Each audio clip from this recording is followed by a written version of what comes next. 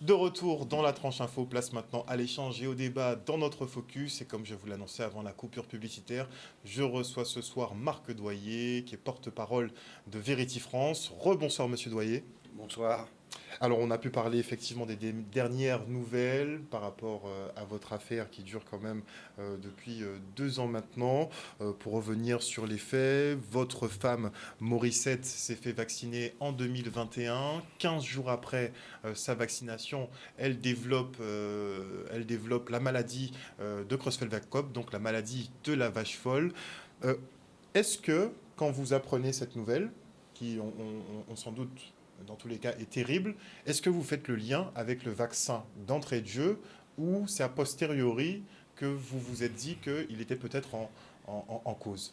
Non, alors je l'ai souvent dit, en fait, c'est pas moi qui ai fait le lien, en fait. J'ai de la chance d'être tombé sur 2 femmes médecins extraordinaires qui, parce qu'elles ont constaté que dans l'évolution de la maladie de Morissette, il y avait quelque chose qui n'était pas normal, l'une des 2 a décidé de faire une déclaration à pharmacovigilance tout de suite en disant attention, il y a quelque chose de pas normal. Mais moi, j'ai pas les compétences pour faire le lien. C'est pour ça que c'est ce qui fait entre guillemets ma force aujourd'hui, c'est que derrière tout ça, j'ai un dossier médical. Malheureusement, je dirais 8 mois d'accompagnement de Morissette chez moi dans mon salon, 24 heures sur 24 pendant 8 mois. On a pu vous suivre effectivement. Voilà, donc si vous voulez, mais moi au départ, non. Alors, on n'a pas su tout de suite que c'était la maladie de Creutzfeldt-Jakob. Ça a commencé par de légers fourmillements sur le dessus du pied. Et puis surtout, elle avait un brouillard cérébral. Ce sont des choses qu'on retrouve aujourd'hui dans les effets secondaires. C'est pour ça que c'est un peu compliqué pour eux de me dire non, c'est pas possible. Parce qu'en fait, elle a d'abord commencé par avoir une multitude de petits effets secondaires qu'on retrouve tous dans les témoignages que nous recevons à Verity France. Et au bout de... Elle est tombée malade au mois de mai pour commencer. Et au départ, on a fait un premier IRM où là, on a décelé des légères traces d'AVC. Donc ça doit vous interpeller parce que je voudrais rebondir là-dessus. D'ailleurs, il y a un événement important aussi qui s'est passé en métropole il y a 24 heures. C'est que l'épouse de Jean-Pierre Pernaut s'est enfin décidée a déclaré qu'elle pensait que son mari était décédé des effets secondaires du vaccin. Jean-Pierre Pernaut qui suspectait déjà le vaccin avant même son décès, puisqu'il avait fait une série, d'AVC, il en avait fait déjà au moins une dizaine quand il avait témoigné. Donc il avait vaincu son cancer, effectivement, son cancer qui est revenu de manière foudroyante, plus les AVC. C'est vrai que ça l'avait alerté déjà à l'époque, il avait témoigné dessus. Et c'est vrai qu'hier, on a donc eu le témoignage sur le gala de sa femme, qui pense effectivement de plus en plus que le décès de son mari est lié principalement à l'injection Covid. Bah oui. Et c'est pour ça qu'il faut que ça s'arrête, cette plaisanterie-là. C'est-à-dire d'ultimement se contenter de dire que les gens sont des complotistes, que des médecins comme le professeur Raoult est un complotiste, le professeur Perron. Je veux dire, ce sont des médecins qui ont rendu de services énormes à la nation depuis des années. Ce sont des médecins que l'on a toujours appelés en tant qu'experts. Et d'un seul coup, du jour au lendemain, ils seraient devenus des complotistes. Mais non, en fait, derrière tout ça, il y a une grosse affaire, surtout, je pense, en partie, il y a de l'incompétence, il y a de la corruption. Parfois, le tout est mélangé. Et en fait, la santé, c'est trop important pour confier ça à des gens qui ne pensent qu'à l'argent. Voilà. Et on voit bien aujourd'hui, de toute façon, notre système de santé, il est devenu lamentable. Des gens meurent dans les couloirs des urgences. Vous avez des hôpitaux qui sont obligés de faire un appel aux dons pour s'acheter des scanners. Exactement. Le plus grand hôpital de Paris. Voilà. Alors que on nous dit que pour recevoir, par exemple, le roi d'Angleterre, il y a quelques mois, on aurait dépensé, je dis on, parce qu'en fait, ce sont nos impôts. On aurait dépensé... je crois que c'est 6 millions d'euros. Ils ont annoncé 6 millions. Mais avec 6 millions d'euros, on peut acheter combien de scanners, par exemple? Donc, il faut que ça s'arrête. C'est-à-dire que là, maintenant, à Verity France, par exemple, j'ai une pensée pour le président de Verity France. Il a vu son fils de 20 ans, Maxime Beltra, mourir dans son salon, vacciné le matin, décédé le soir. Bon, encore une fois, qu'est-ce qui s'est passé entre le matin et le soir? C'est juste qu'il a reçu un nouveau vaccin. Entre-temps, et on a vécu l'horreur dans nos familles. C'est-à-dire qu'en plus d'avoir le fait de perdre nos proches, on s'est retrouvés méprisés, insultés, menacés, diffamés. Mais en fin de compte, pour la plupart d'entre nous, ça nous a renforcés. Frédéric a ce point commun avec moi, c'est qu'on a décidé d'en faire un combat, parce que de toute façon, maintenant, on n'a plus le choix. Ça va être un des objectifs de notre vie, et jusqu'à notre dernier souffle, il faut bien que ces gens se disent qu'on ira chercher la vérité. Donc l'association porte bien son nom, Vérity France. Donc voilà. Pour en revenir Pour le cas de Maxime Beltrame, il me semble qu'ils avaient justifié son décès par rapport au fait qu'il aurait ingurgité un aliment... Mais de la cacahuète. La cacahuète, un aliment auquel il aurait été allergique. Et donc il n'avait pas érigé le... Mais c'est une plaisanterie. C'est une plaisanterie. Maxime Beltrame était habitué. Il savait déjà... Il était au courant qu'il était allergique. Au courant qu'il était allergique à la cacahuète. Et en plus, surtout, ce sont des allergies que les médecins savent très bien prendre en charge. Il a été pris en charge tout de suite. Sauf que... Je ne vais pas parler à la place de Frédéric, mais actuellement aussi, il y a eu aussi une expertise médicale qui vient d'être ordonnée. Donc, vous voyez, les choses avancent. Et ils ne vont pas continuer de pouvoir longtemps encore mettre les morts sous le tapis. Parce qu'il y a une omerta.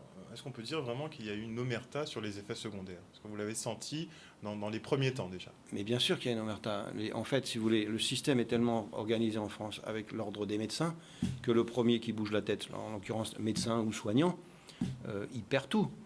Donc en fait, mais c'est comme, vous savez, on a connu la guerre, vous avez des courageux et des lâches. Bon, ben là, on a eu affaire à peu de courageux, des espèces d'extraterrestres et des lâches. Bon, ben, nous, on est là pour botter un peu les fesses des lâches et on va faire sortir la vérité. Bien sûr qu'il y a une omerta. Moi, vous savez, j'ai été confronté un jour chez Morandini à un médecin de plateau qui en sortant, m'a dit, alors que je venais de lui expliquer les choses, m'a dit portez plainte. Alors qu'à l'antenne, il vantait le vaccin. Mais c'est ça aussi qui est terrible, c'est un peu le double discours. Il y avait un discours face caméra, un discours pour l'opinion publique, et derrière, il y avait des conseils, il y avait des façons un peu d'éviter certaines... C'était quand même un peu hypocrite, en fait. C'est le discours des lâches. Je ne veux pas vous dire d'autres choses. Vous avez dans la vie, il y a des gens qui sont courageux, qui se battent, qui sont prêts à même tout perdre, parce qu'ils ont un idéal, voilà, un objectif. Puis d'autres qui, en fin de compte, ne pensent qu'à leur petit confort. C'est ce qui s'est passé. Vous savez, moi, j'ai interpellé Jean Lassalle il y a quelques semaines. Jean Lassalle, depuis des mois, dit le président Emmanuel Macron n'est pas vacciné. N'est pas vacciné. Ouais. Et j'ai les preuves. Voilà ce qu'il dit. Donc vous avez dépêché un huissier auprès de Jean Lassalle pour effectivement obtenir... Bien sûr, parce que moi je pensais rendre service en fait, y compris à Jean Lassalle, en disant bah écoutez, nous on est famille de victimes, association, on vous envoie un huissier, quelque part on vous sécurise et puis vous dites à l'huissier ce que vous savez. Mais pas du tout, j'ai eu Lassalle au téléphone à plusieurs reprises, qui a quand même au départ été assez désagréable, en pensant même que j'étais envoyé par Emmanuel Macron. Vous imaginez un peu, à tel point que je lui ai dit, mais Jean, vous vous rendez compte un petit peu de l'absurdité de ce qui est en train de me sortir. C'est-à-dire qu'Emmanuel Macron me demanderait de vous demander les preuves qu'il n'est pas vacciné.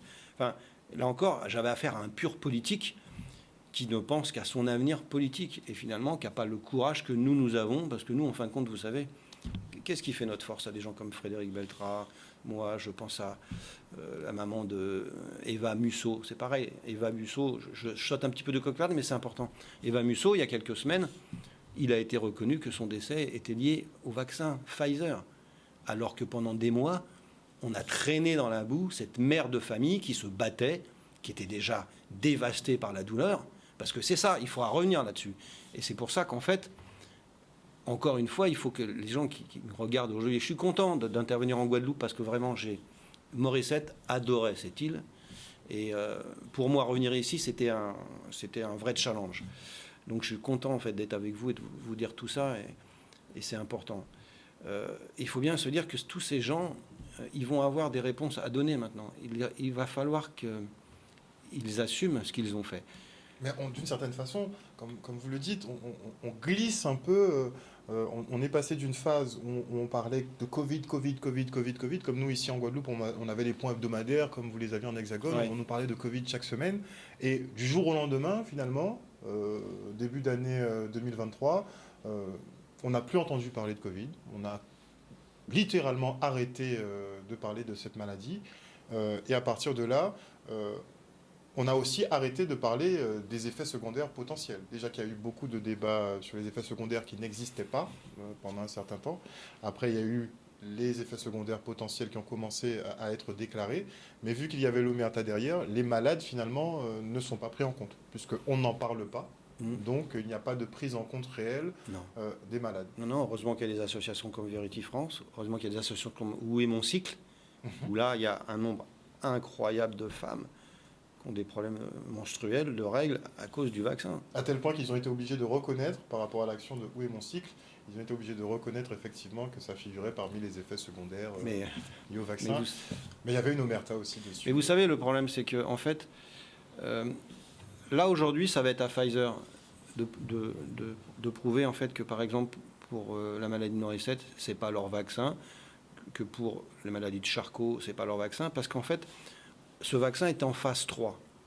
Et il faut savoir qu'en phase 3, ils avaient l'obligation de faire des tests pour chaque maladie, pour s'assurer en fait que le vaccin ne pouvait pas déclencher telle ou telle maladie. Ça va des maladies auto-immunes à certaines formes de cancer, à la sclérose en plaques, à la maladie de Charcot, à Creutzfeldt-Jakob.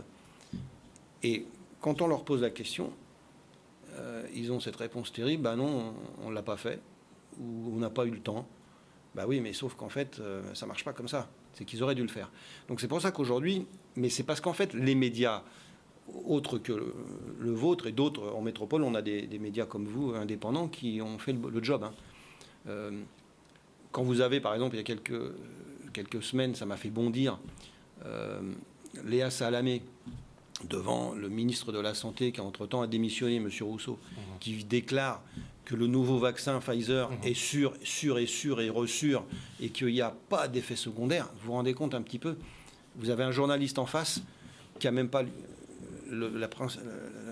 l'esprit de lui dire mais vous êtes sûr, monsieur le ministre? Parce que quand même, n'importe quel médicament, on sait tous que malheureusement, c'est normal, il y a des effets secondaires. Ben non, elle laisse dire, ce monsieur qui est ministre de la Santé, il n'y a pas.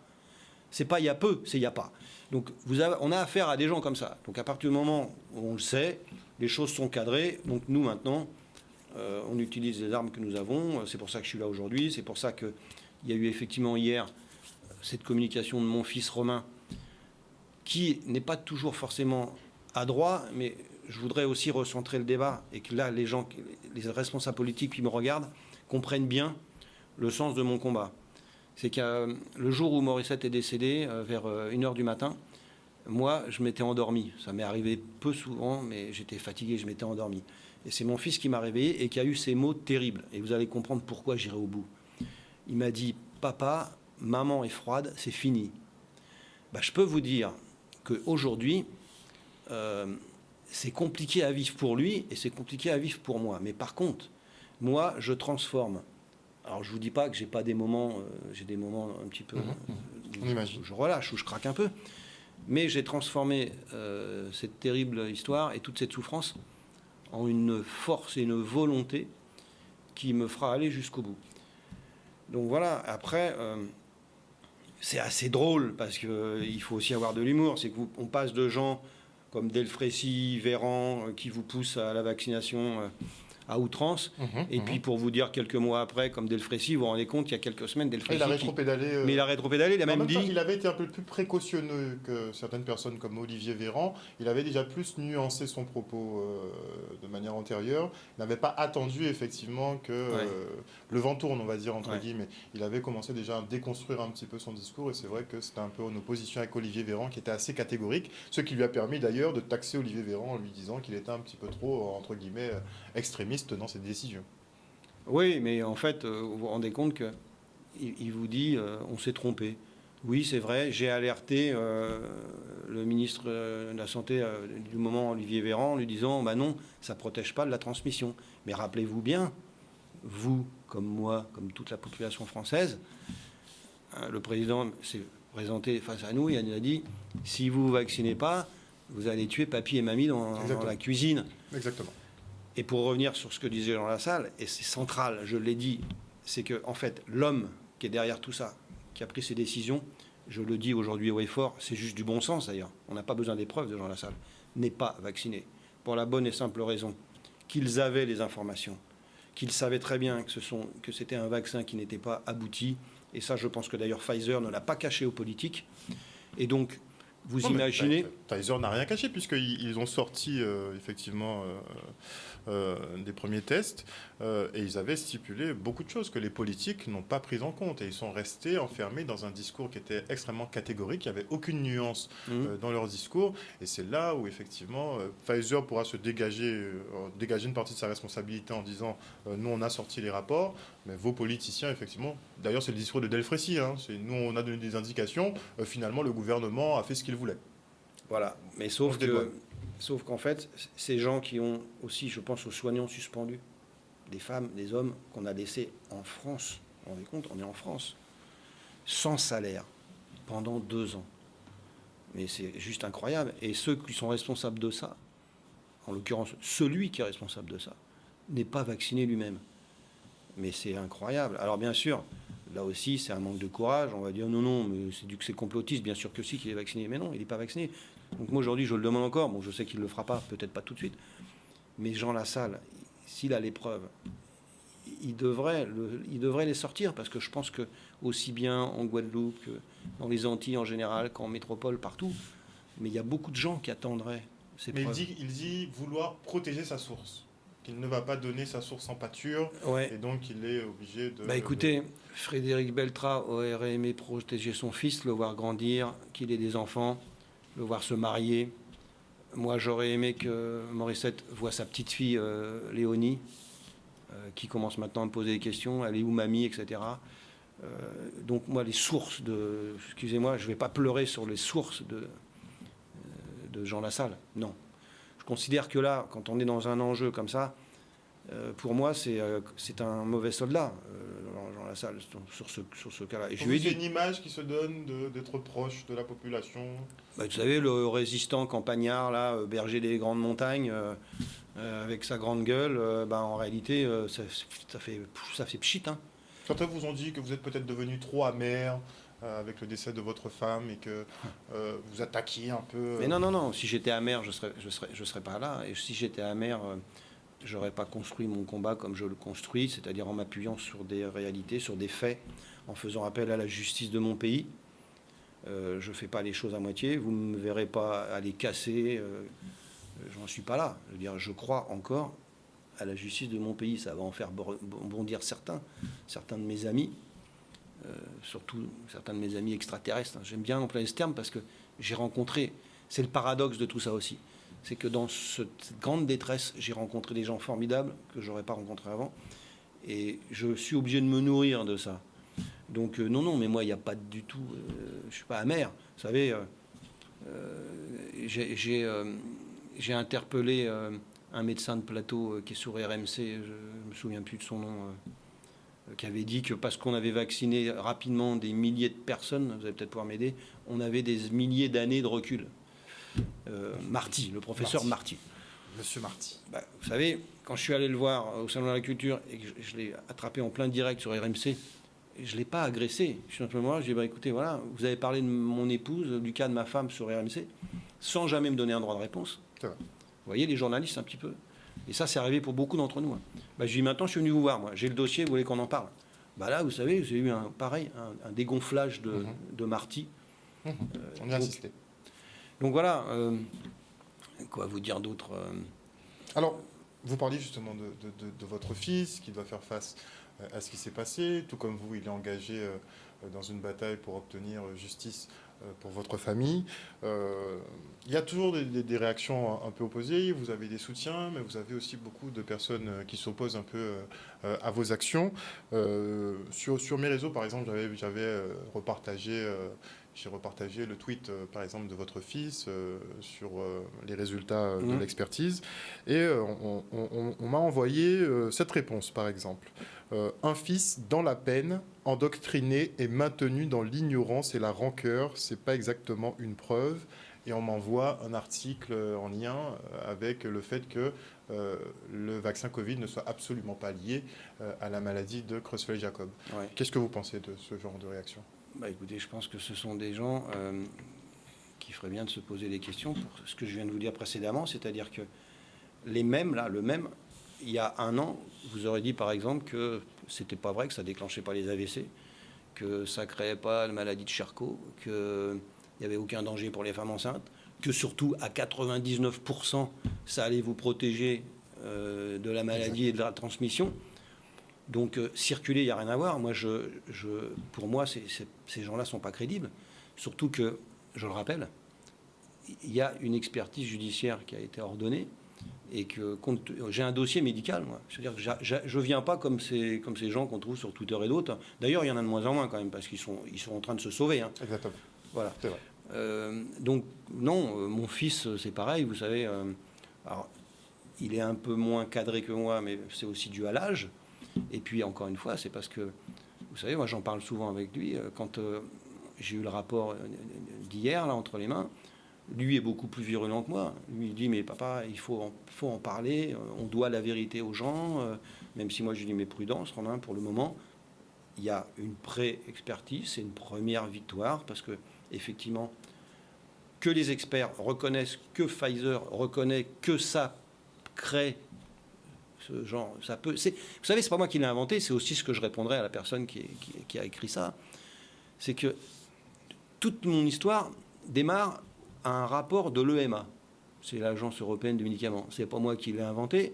Dedans, c'est écrit que à minima, et ça, faut bien que vos auditeurs l'entendent, à minima, il y a un risque de développer une encéphalopathie spongiforme.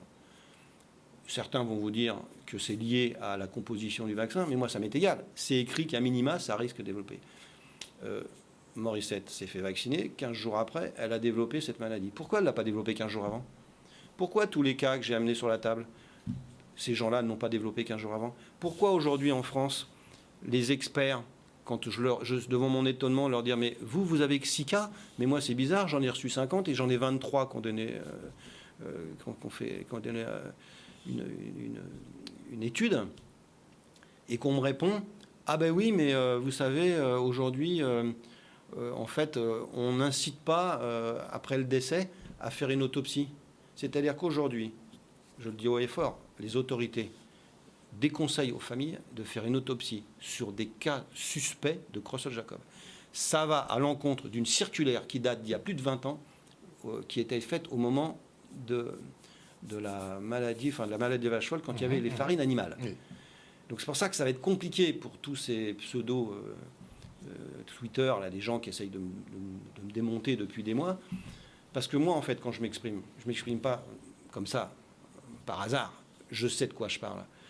Donc pourquoi il y a une circulaire, il y a 20 ans, qui est très cadrée, hein, où on doit la prise en charge des malades, la prise en charge des familles, la prise en charge des corps.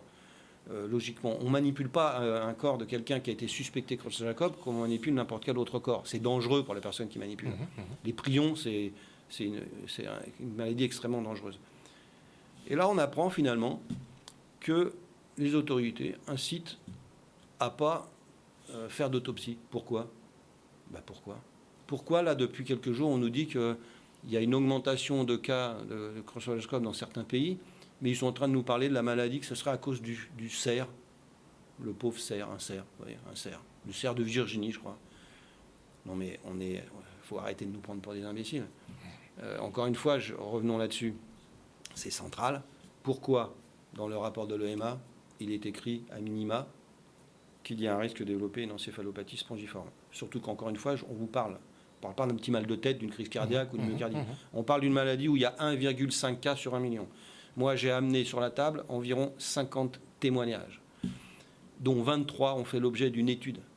Les 23 cas, à chaque fois, les gens ont développé la maladie, une maladie extrêmement rapide en plus, alors que logiquement, la maladie de Creutzfeldt-Jakob, c'est beaucoup plus long.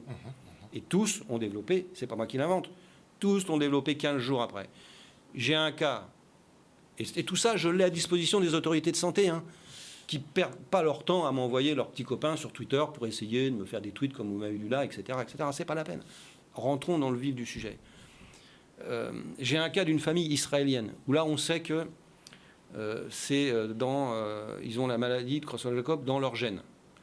Il y a un premier frère qui est décédé il y a 15 ans. Donc là, on ne peut pas parler du vaccin Covid. Il est décédé de la maladie de Creutzfeldt-Jakob. Le deuxième frère s'est fait vacciner par Pfizer. 15 jours après, il a développé la maladie de Creutzfeldt-Jakob. Donc, oui, je pense, mais ce n'est pas scientifique, ce n'est pas à moi de le prouver. Maintenant, j'ai fait mon travail de lanceur d'alerte. Je trouve que on me doit au moins un minimum de respect parce que j'ai vécu, parce que pour les familles que je représente. Et ce que je demande, moi, simplement, et c'est ce que j'ai dit quand j'ai rencontré la collaboratrice du ministre de la Santé, je veux simplement qu'on regarde ce qui s'est passé. Donc, de façon claire et transparente. Mais bien sûr, c'est pour ça que ce genre de commentaires, vous savez, j'en reçois pratiquement tous les jours, de moins en moins. Mais c'est très bien, il faut qu'il continue parce que, en fait, j'en reçois de moins en moins et du coup, j'ai un petit coup de mou, quoi. Donc voilà, j'ai besoin qu'on me booste un peu, ouais. Donc ces gens m'amusent parce que c'est tellement ridicule, ils sont tellement, en fait, mais c'est tellement, des fois, le niveau est tellement nul que, et je sais qu'en plus dedans, il y a des soignants, il y a des médecins, des pro-vax, il y en a qui sont à fond pro-vax. Hein. Vous savez, j'ai reçu un témoignage d'une femme qui est pompier, qui était suspendue, et qui me dit, vous savez, monsieur Loué, la chose la plus terrible, c'est que je sais que mon responsable qui a pris la décision de me suspendre, il a un faux pass sanitaire. Mais c'est pour ça qu'ils ont un peu arrêté les enquêtes. Hein. Vous savez, ils ont un peu arrêté les enquêtes sur les faux passes sanitaires. Ils n'ont poursuivi personne parce que bon, quand on regardait la proportion de personnes qui avaient des faux, je pense que gouvernement, collectivité, enfin, il y avait un petit peu de tout le monde qui a profité de l'aubaine pour circuler avec des faux passes. Hein. Je vais redonner un peu de grain à moudre à tous ces gens qui veulent un peu me titiller sur Twitter.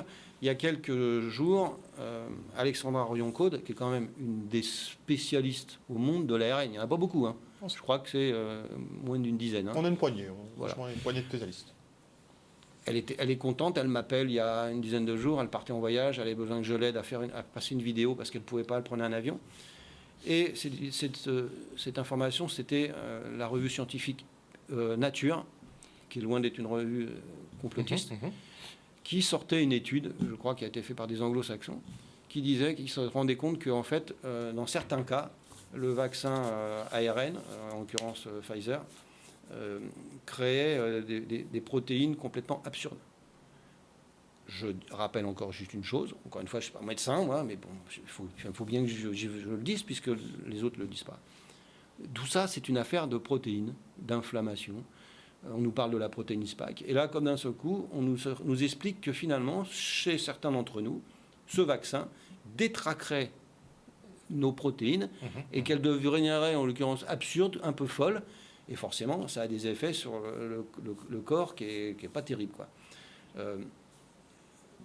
Pour ceux qui disent que la maladie Creutzfeldt-Jakob, c'est impossible de la développer comme ça aussi rapidement. Je leur rappellerai juste qu'il faudrait un petit peu qu'ils se documentent, qu'il y a des enfants avec les hormones de croissance qui ont développé la maladie Creutzfeldt-Jakob en quelques mois. Quand là, on nous parle de protéines un peu folles, je rappellerai simplement que malheureusement, dans cette histoire de Creutzfeldt-Jakob, on retrouve, c'est une protéine aussi, c'est une affaire de protéines. Donc je pense que le professeur Luc Montagnier, qui était loin d'être quelqu'un de bête, de sénile, puisque moi je l'ai eu plusieurs fois au téléphone. Prix Nobel, rien que ça. Oui, il était juste prix Nobel. Il était juste prix Nobel. Emmanuel Macron est juste président, il ne sera jamais prix Nobel.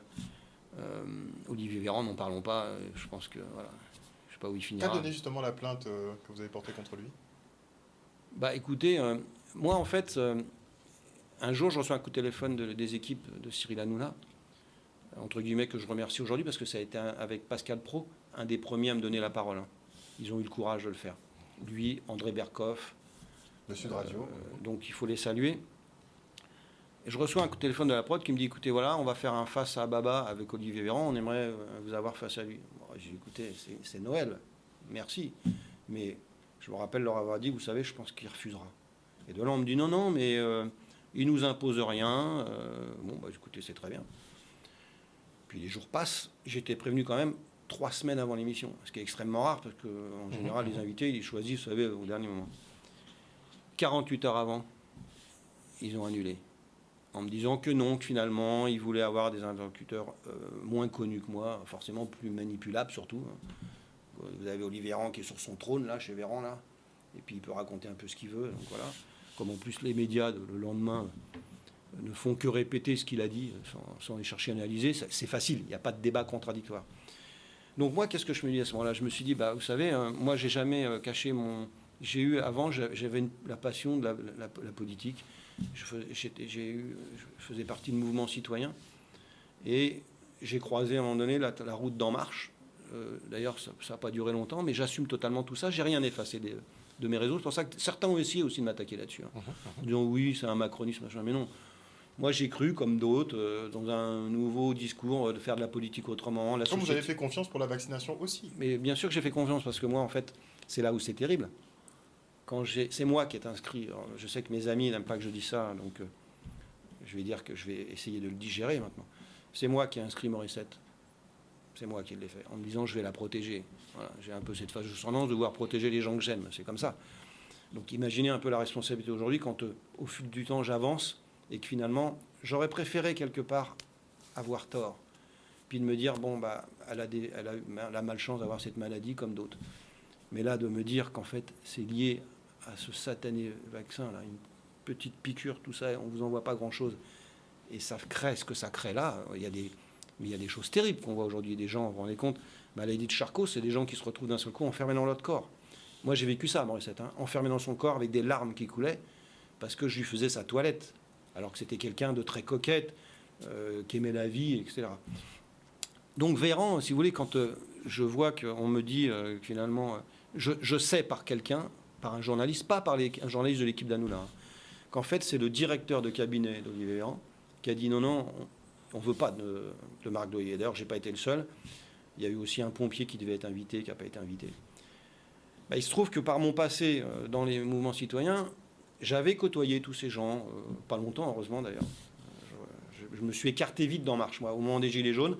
Quand j'ai vu leur comportement avec les gens, je leur ai dit, mais vous vous rendez compte que les gens que vous méprisez, là, que vous êtes en train de... Parce que là c'était de les faire passer, vous vous rappelez, au mouvement des Gilets jaunes, c'était de dire, oh non, mais ces gens-là, ce sont des extrémistes, ce sont des lepénistes, etc. Vous vous souvenez, c'est des racistes. On a discrédité ce mouvement. J'ai dit, mais vous êtes fous. Il a été diabolisé, vraiment. Voilà, j'ai dit, mais vous êtes fous. C'est des gens, pour certains, qui ont voté pour vous. Vous voyez pas, ce sont des gens qui sont dans la rue. Il y en a, c'est réel. Vous vous rendez peut-être pas compte, parce que vous êtes déconnectés, mais ils n'arrivent plus à remplir leur frigo. Ce sont des gens qui ne peuvent pas chauffer leur maison correctement. Ils n'ont juste pas les moyens. Donc j'ai claqué la porte de ce mouvement, très rapidement. J'aurais pu y rester. Aujourd'hui, je serais récompensé pour bons et lois de service, etc. Mais moi, c'est pas ma conception de la vie et de l'honneur. Et donc, comme j'avais le numéro de téléphone d'Olivier Véran, en fin de compte, je me suis dit, je vais continuer comme l'avait promis Emmanuel Macron, c'est-à-dire que je vais faire de la politique autrement et je vais donner la possibilité aux gens de poser directement, en direct, leurs questions à Olivier Véran. Donc qu'est-ce que j'ai fait ? J'ai fait un tweet en disant voilà, je vous offre la possibilité de poser vos questions en direct, faites-le avec bienveillance. Et vous avez... Et j'ai balancé son numéro de portable. Et là, effectivement, j'ai vu Olivier Véran d'un seul coup sur son fauteuil, sur son trône, là, ça devait vibrer dans sa poche. Là, c'est pas gentil ce que je voulais dire, mais j'espère que pendant quelques instants, il s'est fait un peu du souci, peut-être en se disant mince, qu'est-ce qui se passe ? Peut-être qu'il y a quelqu'un que j'aime, il y a un problème. Peut-être que quelques secondes, il a peut-être compris ce que nous vivons, nous, mais je ne crois pas, c'est une boutade. Et effectivement, quelques semaines après, j'ai été convoqué en gendarmerie, il a porté plainte pour divulgation de données personnelles. Sauf que le problème, c'est que ce n'est pas des données personnelles, parce qu'on s'est rendu compte que c'était un numéro de téléphone portable personnel, mais qui faisait payer par le ministère, donc par le contribuable, un numéro avec vos impôts, avec mes impôts. Entre-temps, on m'a proposé un classement sans suite sous condition. J'ai dit non, mais vous croyez, je pense que vous ne vous rendez pas compte un peu de pourquoi je suis là. Moi, j'ai un combat, je veux dire, j'ai rien. Moi, s'il y a quelqu'un qui devrait être devant vous, là, substitut du procureur, c'est pas moi, ça devrait être Olivier Véran. On m'a dit, mais oui, mais vous vous rendez compte, vous serez condamné, etc. Je dis, écoutez, peut-être, si vous êtes juge avant d'être juge, voilà. Et après, on m'a proposé un stage, je crois, comment ça s'appelle ? Un stage de citoyenneté. Vous vous rendez compte un petit peu ? Le culot de ces gens-là, le mépris de ces gens-là. À moi, famille de victimes, en fait, parce que j'ai le numéro de Véran, on me proposait d'aller dans la rue avec un petit gilet vert ou jaune, là, pour aller... non, mais j'ai pas commis de faute. Donc j'ai dit non, j'en suis là. J'ai pas peur en fait. Moi j'assume tout ce que j'ai fait, donc j'espère me retrouver dans un tribunal, parce que si je m'y retrouve, Olivier Véran il sera aussi. Et puis voilà, pour une malheureuse Vous êtes affaire plus de... favorable à une procédure qu'autre chose, finalement. Mais bien sûr, parce que moi j'ai toujours assumé dans la vie ce que j'ai fait. Quand j'ai donné ce téléphone, c'était parce que quand on prône de faire de la politique autrement, vous avez des pays où les ministres ont des lignes directes. Des voisins de la France, on voit que la gestion française est particulière, hein. Il y a un certain faste, enfin, il y a un certain niveau de dépenses, n'est-ce pas, qui doit être assumé par nos gouvernements, qui ne le sont pas forcément dans certains pays européens, où les élus sont beaucoup plus simples, se déplacent en transport public, enfin, ils vivent dans leur propre logement, enfin, ils sont plus proches de la réalité. C'est vrai qu'en France, on a une classe politique qui est assez déconnectée, qui vit dans la grande bourgeoisie, il faut le dire, hein, très clairement, et on leur reproche souvent, effectivement, de ne plus avoir les pieds au sol, malheureusement, et de ne pas comprendre leur population. Enfin bon, chacun sera comptable de ses choix. En tout cas, on a bien compris que vous n'avez pas l'intention d'arrêter avant d'avoir obtenu justice. Visiblement, on vous a parlé de 10 ans, vous auriez 10 ans d'avance. Effectivement, dans les scandales pharmaceutiques, ce sont des affaires qui prennent un certain nombre d'années. Donc on sait qu'il y a des nouvelles, je parlais de scandales à venir, on sait qu'ils vont sortir dans les années à venir, et ce sera en grande partie à cause de personnes comme vous, ou grâce à des personnes comme vous, qui n'ont pas l'intention de laisser le gouvernement glisser toute cette poussière sur le tapis. Il y a des bosses sur le tapis, moi je le dis, c'est visible à l'œil nu, et donc il va falloir qu'on trouve des solutions pour tout un chacun. En tout cas, merci beaucoup, Monsieur Doyer, d'être venu sur ce plateau ce soir. Franchement, je ne pensais pas vous voir cette semaine. c'est tombé à point nommé. En tout cas, je suis content d'avoir pu faire un point avec vous. J'ai suivi effectivement quasiment toutes vos publications pendant que vous étiez aux côtés de votre femme. C'est vrai qu'en tant que spectateur, on trouvait ça déjà admirable que vous restiez à son chevet en permanence, et vous teniez à nous faire vivre ce moment-là. Je pense que vous saviez que peut-être derrière, instinctivement, peut-être derrière, qu'il allait se passer quelque chose. Mais en tout cas, vous êtes une des premières personnes à avoir parlé d'effets secondaires dus au vaccin. Et ça a aidé beaucoup de personnes, puisque vous êtes actuellement aussi porte-parole de Verity France, qui fait un travail pour les victimes, mais pas que. Et donc, on salue effectivement le travail que vous accomplissez. Merci encore. On se retrouve après la page de pub. De retour sur le plateau du Focus, on parle maintenant de l'affaire des grands frères, et à cet effet, je reçois Maître Lorenza Bourjac, avocate de Didier Laurent. Bonsoir Maître Bourjac. Bonsoir Monsieur Luce. Nous sommes en compagnie aussi de Jessica Daufour, la sœur de Noël Daufour. Bonsoir. Bonsoir Harold. On va venir sur le cas de votre frère en fin d'émission. On va commencer effectivement avec le cas de Didier Laurent. Didier Laurent qui est donc resté plus de 700 jours en détention entre la Guadeloupe. Il a été transféré en Hexagone, puis transféré par la suite en Martinique. Il a finalement été libéré après quand même cette demande. Tout à fait, cette demande de mise en liberté. Écoutez, au préalable, je vous remercie de me recevoir et pouvoir parler de Didier Laurent et de façon un peu plus générale de l'affaire des grands frères, spécifiquement concernant Didier Laurent. Effectivement, il a été écroué au CP2B Mao le 21 janvier 2022. Il a été transféré à la maison d'arrêt de Fleury-Mérogis le 14 mars 2022.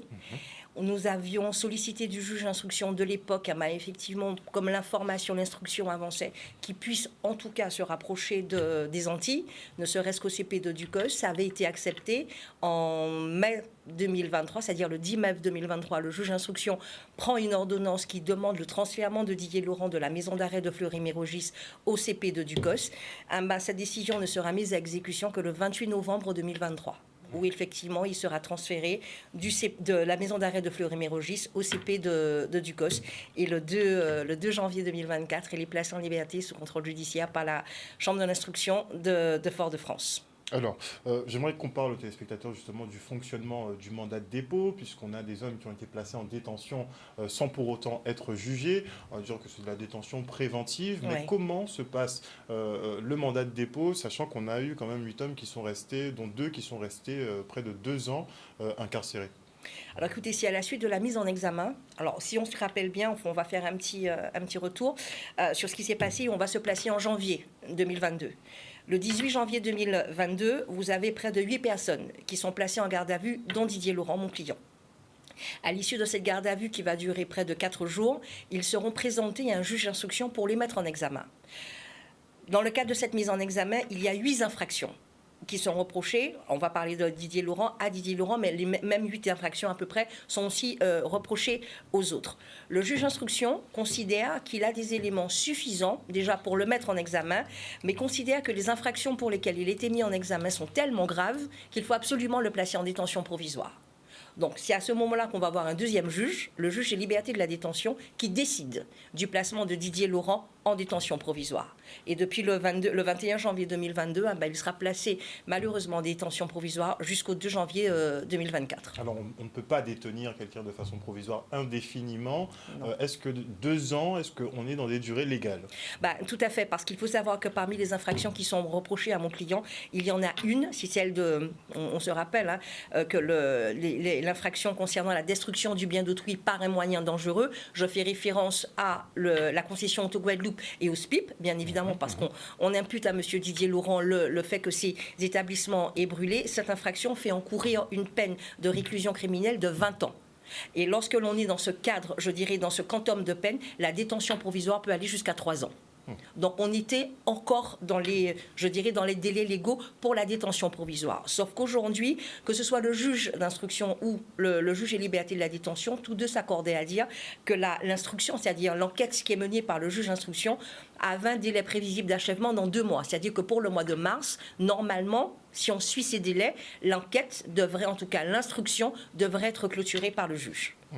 Alors, Didier Laurent vient d'être libéré, reste encore justement Noël Defour qui est toujours incarcéré. Ils étaient 8 au départ, la plupart d'entre eux ont effectué 1 an de peine. Pourquoi les 2 derniers sont restés quasiment le double du temps alors que ce sont les mêmes infractions qui sont reconnues pour tous? Alors écoutez, il n'y a pas encore eu de peine, puisque aujourd'hui il n'y a pas eu encore de jugement. Enfin, quand je dis peine, pour l'instant, ils ne sont qu'en détention provisoire. Donc vous avez quand même dans ce dossier, il faut le préciser, 19 personnes qui ont été mises en examen. Sur les 19, jusqu'au 2 janvier 2024, il y en avait 2 qui étaient encore laissés en détention provisoire. Monsieur Didier Laurent et monsieur Noël Defour. Alors Didier Laurent, ça s'explique, alors je pense, c'est l'explication que j'ai, je ne dis pas que c'est une vérité, mais Didier Laurent, lui, a été maintenu en détention parce que depuis le 4 février 2022, lorsqu'ils sont placés en détention en janvier, mis en examen et placés en détention en janvier 2022, on va interjeter appel de cette décision de placement en détention. Presque tous ceux, les 8, l'interpellation en tout cas des 8 personnes, non 7, il y a eu 8 personnes interpellées, mais 7 pour lesquelles un mandat de dépôt a été requis, ces personnes vont interjeter appel. Et lorsqu'on arrive à la chambre de l'instruction de Basse-Terre, Madame Dominique Douiral, qui était à l'époque procureure général à Basse-Terre et qui intervenait en qualité d'avocat général à cette audience, a qualifié Didier Laurent de traître à la patrie. Oui, puisqu'il est policier de fonction. Il est policier de fonction, donc bien évidemment, alors qu'il est encore présumé innocent, nous sommes à 3 mois d'enquête préliminaire, parce que l'enquête a commencé quand même en novembre 2021. Nous ne sommes que le 4 février 2022, et avec les maigres éléments dont elle dispose, elle le qualifie d'ores et déjà de traître à la patrie. Et cette coloration, cette tonalité, il va la garder pendant toute l'instruction. Donc c'est la raison pour laquelle effectivement on va le maintenir au chaud pendant un petit moment. Concernant Noël Defour, donc je ne suis pas dans cette affaire l'avocat de Noël Defour, mais mon analyse est la suivante. Noël Defour est associé à un chef de gang. Donc cette connotation aussi faisait qu'il fallait, tout comme Didier Laurent, le traître à la patrie, avoir à le laisser au chaud pendant un petit moment. Je pense que ce sont les raisons pour les 2 qui ont encouragé en tout cas ce maintien en détention. Étant précisé que Didier Laurent était policier, 22 ans, 22 ans d'activité, pas une tâche à son casier judiciaire. Il n'y a pas une mention. Sur le plan administratif, en tout cas, c'est un fonctionnaire de police qui a toujours donné satisfaction. Donc le mandat de dépôt et sa longueur, à mon sens, ne s'expliquait que par cette notion de traître à la patrie. En tout cas, il a retrouvé ses proches. Oui. Oui, il a retrouvé des proches. Et vous savez, j'ai été interviewée et on m'a posé la question de savoir est-ce que c'est un soulagement. Oui, c'est un soulagement déjà d'un point de vue humain. Il faut savoir que comme bon nombre, et je pense essentiellement à M. Frédéric Duménil, comme les autres mis en examen, parce qu'ils ont été 4, me semble-t-il, si ma mémoire ne fait pas défaut, à être transférés vers la métropole. Didier Laurent, le 14 mars 2022, on vient de lui dire, on est dans le cadre d'une audition, je venais le voir justement, mais on avait une audition pour une autre affaire. Et on vient le voir pour lui dire qu'il y a un test Covid qu'il doit réaliser. Il en comprend tout de suite. On comprend tout de suite, effectivement, parce que ça fait depuis janvier qu'il y était, la test Covid, on comprend tout de suite qu'il sera transféré. Dans l'intervalle, il n'a pas vu sa femme, il n'a pas vu ses fils. Il est parti Ils ont été transférés de manière expéditive. Tout à fait, voilà. Donc c'est ça, c'est pour ça que je dis que sur le plan humain, c'est déjà un énorme soulagement, parce que lorsqu'il est, alors déjà placé au CP de Bémao, il est à l'isolement. Donc l'isolement, ça signifie quoi? Ça signifie qu'on a juste 2 heures, entre guillemets, le matin et le soir, de promenade dans une cour qui vous est réservée. Vous n'avez pas de contact avec les autres détenus, donc c'est vraiment une prison encore dans la prison.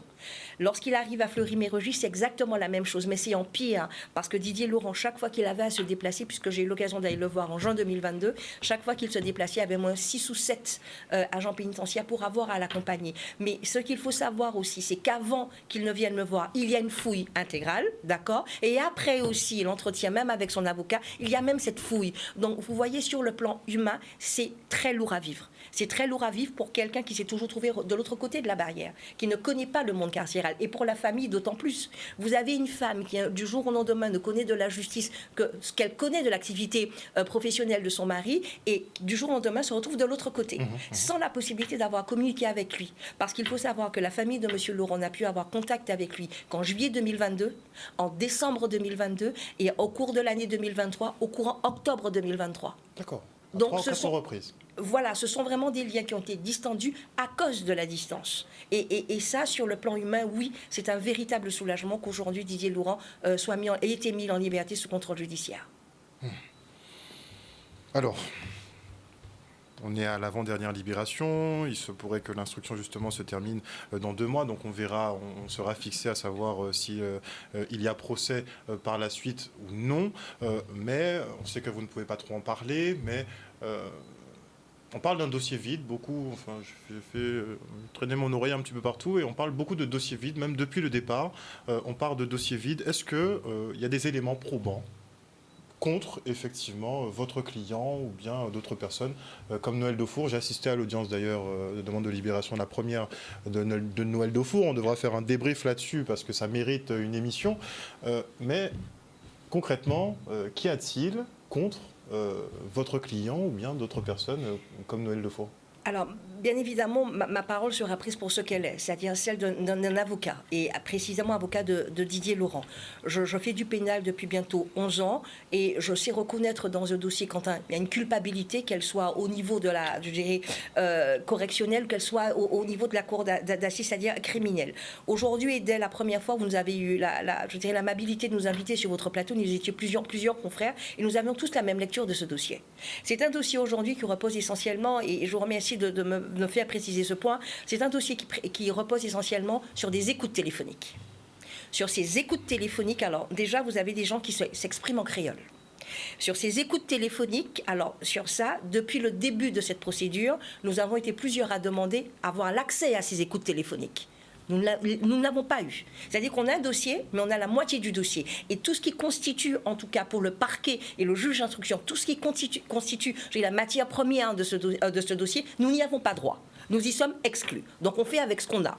Et ce qu'on a, je suis désolée, oui, c'est vraiment, c'est le sentiment que j'ai par rapport aux infractions qui leur sont reprochées. Quand on y met les faits, je ne vois pas les éléments probants. Mais ça, c'est l'œil de l'avocat. Donc, on pourra considérer, bien évidemment, que c'est particulièrement subjectif et que je le dis. Non, mais même si j'ai accès au dossier, on peut considérer effectivement que je suis en train de faire une espèce de contorsion. Et comme je défends un certain nombre de personnes dans ce dossier, que c'est une parole d'avocat, on sait, voilà, c'est son avocat, elle défend son client. Oui, je défends mon client. Je défends mon client. Je défends mes clients, mais essentiellement Didier Laurent, je défends mes clients avec les éléments qui me sont donnés. Et lorsque je regarde ce dossier, quand j'ouvre un code pénal et que j'essaie de mettre les faits en corrélation avec les infractions, en tout cas telles qu'elles sont caractérisées par le juge, telles qu'elles ont été caractérisées par le juge d'instruction, je dis qu'on a une difficulté. On a une difficulté juridique. Et c'est vrai que nous sommes encore dans le cadre du secret de l'instruction. J'ai hâte effectivement que cette instruction se termine pour qu'on puisse avoir à porter au public un certain nombre d'éléments pour que les gens puissent voir effectivement ce sur quoi reposait ce dossier. Parce qu'aujourd'hui, vous avez quand même eu près de 7 personnes, parce que vous avez une première vague d'interpellation, 7 personnes qui ont été privées de liberté sur des éléments qui n'existent pas, enfin, sur du vent. Et ça, pour un juriste, enfin, pour peu qu'on ait fait un petit peu de droit, on n'est pas obligé d'être Dupond-Moretti, même un petit peu. On comprend qu'il y a une difficulté dans ce dossier. Il y a une énorme difficulté dans ce dossier. Et oui, pour moi, et je n'ai pas de difficulté à le dire, ce dossier est vide. Ce dossier, il fait beaucoup de tomes, beaucoup de pages, beaucoup de choses ont été faites, mais c'est un dossier vide. Et c'est un dossier pour lequel la vérité n'intéresse pas. Pourquoi est-ce que j'en parle? Didier Laurent, à travers ma voix, bien évidemment, on a fait un certain nombre de demandes d'actes. Qu'est-ce que c'est qu'une demande d'acte? C'est demander au juge d'instruction de vérifier tel ou tel point, interroger telle ou telle personne, faire telle ou telle démarche. Nous en sommes à 14. Nous en sommes à 14 demandes d'actes qui n'ont jamais été réalisées. D'accord. Elles n'ont pas été réalisées. Pourquoi? Ne serait-ce, puisque bien évidemment, on va nous expliquer dans cette procédure que la réunion qu'il y aurait eu sur le parking de Carrefour Market était une réunion préparatoire pour les éléments qui allaient se dérouler, c'est-à-dire le soir, le 26 novembre 2021, concernant le SPIP et Auto-Guadeloupe, la concession. Donc, acte. Il y a un certain nombre de personnes qui ont été identifiées. Demandez à ce que ces personnes soient interrogées pour savoir si effectivement la réunion qui s'est tenue sur ce parking, c'était une réunion préparatoire. Demandez effectivement à ce que les gendarmes ne se déplacent pour vérifier si dans les lieux, lorsqu'on est sur le Carrefour Market de Grand Camp, lorsqu'on se retourne à droite ou à gauche, qu'est-ce qu'on voit? Est-ce qu'on voit le pont de la Gabarre ou est-ce qu'on voit le SPIP?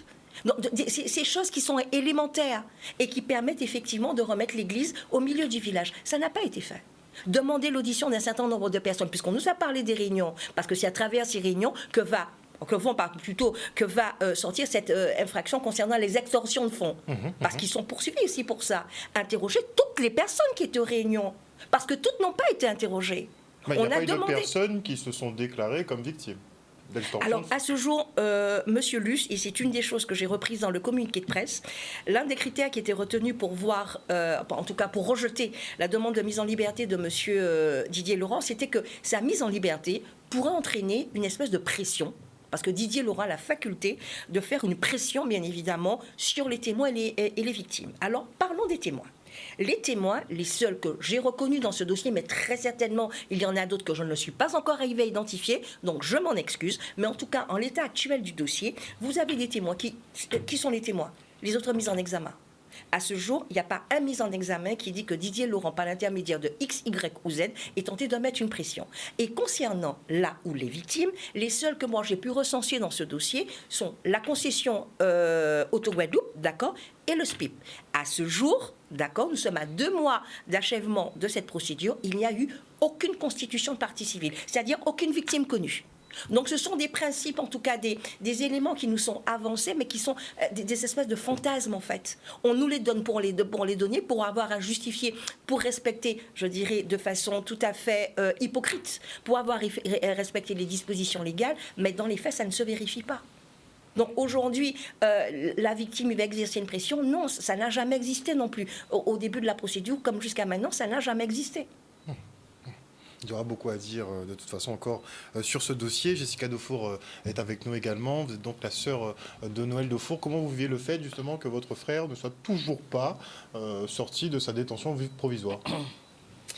À l'heure où moi je parle aujourd'hui, je réagis comme j'ai réagi depuis le début pour tous les mises en examen qui ont été libérées. Je savoure actuellement là, je savoure la mise en liberté de Didier Laurent. C'est une victoire, autant pour sa famille que pour nous, parce que c'est synonyme d'espoir, puisque Noël est le dernier. On est aujourd'hui à 713 jours d'incarcération, plus 4 jours de garde à vue. Ça fait 717 jours qu'il a été arraché à sa famille. Et on a espoir, mais c'est vrai que c'est très, très long. C'est très, très long, mais... 2 ans. Ouais, presque 2 ans. Presque 2 ans, arraché près d'une année en métropole, et une petite avec une tumeur au cerveau, un garçon aussi qui risque sa vie en fin d'année dernière. Ça fait beaucoup, mais ouais, l'espoir. Aujourd'hui, j'ai envie de parler d'espoir, mais j'espère aussi bientôt pouvoir parler de cette affaire et comprendre les tenants et les aboutissants, puisqu'aujourd'hui, on n'a pas grand-chose, on n'a pas accès au dossier, puisqu'on n'est pas avocat, donc on est face, tout le monde nous dit un dossier vide. Mais vous aimeriez bien quand même voir ce qu'il y a dedans. Oui, comprendre. Et aujourd'hui, mon ressenti à moi est particulier. Moi, je suis dans l'affect, on me reproche souvent d'être dans l'affect, mais c'est surtout me dire, je dois accepter que des personnes, 13 personnes, aient été en détention au nom d'un peuple guadeloupéen et qui lui risquent jusqu'à 20 ans de prison parce qu'ils ont pris la parole, parce qu'ils ont été conviés à des réunions par nos politiques, et qu'aujourd'hui, ils risquent de rester 20 ans en prison, parce qu'ils ont défendu le peuple guadeloupéen. Je pense qu'avant eux, beaucoup ont défendu le peuple guadeloupéen. Il y en a qui le font encore d'ailleurs. Et pourtant, ils ne risquent pas jusqu'à 20 ans de réclusion criminelle. Donc c'est difficile pour les familles déjà d'aborder une détention préventive qui ne finit pas et de se dire qu'il y a encore cette épée de Damoclès d'un éventuel procès. Et après, d'une éventuelle peine qui peut aller jusqu'à 20 ans. C'est lourd à porter. Mais surtout, en tant que personne guadeloupéenne lambda, j'ai du mal à comprendre. Est-ce qu'il y a une demande de libération formulée pour votre frère pour prochainement? On en a fait pas mal combien aussi. Vous en avez déjà fait? Je les compte plus. Hein. Je les compte plus. Je peux juste dire que la dernière a disparu. Ah. Ouais, moi je peux le dire. Moi, j'ai pas peur de le dire. D'accord. Elle a été déposée par lui, mais elle n'est jamais arrivée à bon port, donc elle n'a pas été traitée. D'accord. Et donc on attend. Est-ce que les juges ont proposé des accords? Non? Jamais. Je ne sais pas. Je ne sais pas si je me trompe, maître, si je dis. Je suis pas sûre que Noël ait été tant auditionné que ça par le juge d'instruction pour aller jusqu'à parler d'accord. Il a été vu par le JLD. Moi, c'est à ces moments-là où je peux le voir, parce que moi, je ne peux pas aller voir mon frère au parloir parce que ça m'est trop difficile. Donc, je profite en général qu'il soit présenté au JLD pour me faufiler, lui faire un câlin. Je l'ai fait 2 fois en 2 ans. Mais moi, je n'ai pas, même audition simple, ne serait-ce que pour entendre sa version des faits sur l'ensemble du dossier. Les seules fois où il a pu s'exprimer pour moi librement, c'est en cours d'appel après une demande de mise en liberté qui a forcément jusqu'à maintenant été rejetée. C'est la seule fois où je l'ai entendu s'exprimer sur l'affaire, mais sinon, moi, je n'ai pas eu vent d'audition. Mais après, je ne suis que la sœur de Noël. Si vous permettez, je me permets juste de compléter, bien évidemment. Vous avez l'interrogatoire de première comparution. Effectivement, ils ont l'occasion de s'exprimer ou pas sur les faits devant le juge d'instruction. Ensuite, il y a eu effectivement un interrogatoire sur le fond. Donc, il a eu à s'exprimer. Et après, il y a eu trois confrontations. Il y en a eu 2 avec Didier Laurent en novembre et décembre 2022. On a eu ces confrontations. Et après, je ne sais pas si M. Noël Dufour a été entendu, mais Didier Laurent, lui, a été entendu la dernière fois par le juge d'instruction le 6 juin 2023. Non, et depuis, ce qui est important quand même de savoir, c'est qu'on vous explique que la détention provisoire est absolument importante pour préserver l'instruction qui est menée par le juge d'instruction. Parce que ces personnes mises en examen, mises en liberté, pourraient d'une façon ou d'une autre avoir à intervenir dans cette instruction. Mais lorsque le dernier acte, le dernier acte concernant une mise en examen date à peu près plus de 9 mois, quel a encore l'intérêt du mandat de dépôt? Il n'y en a pas. Il n'y en a aucun. Donc je n'ai pas de doute aujourd'hui sur le fait que, alors je m'avancerai certainement, mais je ne vois même pas juridiquement comment est-ce que M. Noël Dufour pourrait rester encore en détention pour cette affaire. Parce que c'est le dernier. Ils sont tous en liberté et en Guadeloupe. Et rien ne s'est passé. Il n'y a pas eu de concertation. La Guadeloupe n'a pas été mise à feu et à sang parce que c'est ce qu'on nous expliquait aussi, que la population guadeloupéenne n'a pas oublié les barrages. Bien évidemment, parce qu'ils sont restés figés en 2021. Nous qui vivons en Guadeloupe et qui arrivons, nous sommes en 2024, on sait exactement comment est-ce qu'on fonctionne sur notre île, mais eux qui sont à quelques kilomètres, c'est-à-dire à 35 minutes en avion, arrivent à nous dire aujourd'hui que la population guadeloupéenne est particulièrement choquée des barrages parce qu'elle n'a pas pu bouger. Depuis, les choses ont évolué.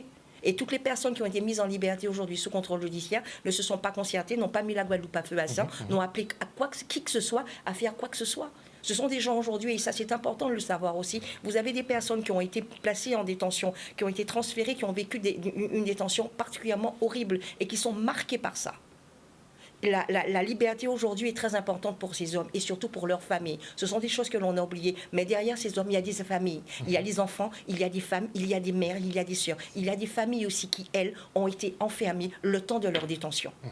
Pour des motifs, et je rejoins parfaitement Jessica, même si je suis dans le dossier et j'y ai accès, on ne comprend pas jusqu'à maintenant quel était l'intérêt d'arriver jusque-là. C'est compliqué. Le mot de la fin. Oui, c'est compliqué, je redis, d'accepter une détention au nom de la Guadeloupe. Et pourquoi eux et pas d'autres? C'est ce que j'ai envie de dire. On a connu de grandes crises et pour autant, personne n'est allé en détention. Et c'est difficile pour nous d'accepter ça aujourd'hui. Mais j'espère véritablement que d'ici une quinzaine de jours, qu'on aura aussi un dénouement, tout comme celui de Didier. Rappeler que ce sont des hommes meurtris. On a des gens qui ressortent avec des problèmes de santé. Il y en a qui ressortent diabétiques, avec des problèmes cardiaques, sans compter, même s'ils ne vont pas admettre, parce que ce sont des bonhommes, ils ne vont pas admettre qu'ils sont traumatisés. Mais il y a des traces, il reste des traces. Et il ne faudra pas qu'on l'oublie. Et j'espère que la population guadeloupéenne ne l'oubliera pas au moment où il faudra peut-être se dresser, donner son avis sur un procès ou pas au nom de la Guadeloupe. On attend effectivement donc la libération donc de Noël Daufour, qui sera donc la dernière de la série, on va dire, des grands frères. Après, on attendra la fin de l'instruction donc en mars prochain. On attendra On de espère. voir. On verra bien. En tout cas, procès, pas procès, ça va être la grande question pour cette année 2024. Mais en tout cas, on risque de clore cet épisode des émeutes, entre guillemets, qui ont eu lieu en Guadeloupe en novembre 2021, décembre 2021, et qui ont été gentiment mis sur le dos de 8 personnes ici en Guadeloupe, à savoir, entre guillemets, nos grands frères. Merci en tout cas à vous deux d'être venus sur ce plateau. Moi, je l'annonce, j'attends un plateau très spécial. sera là. On se tiendra à ce qu'on a dit, dans tous les cas. Si vous permettez juste un petit Oui, peu. S'il vous plaît, je vous remercie.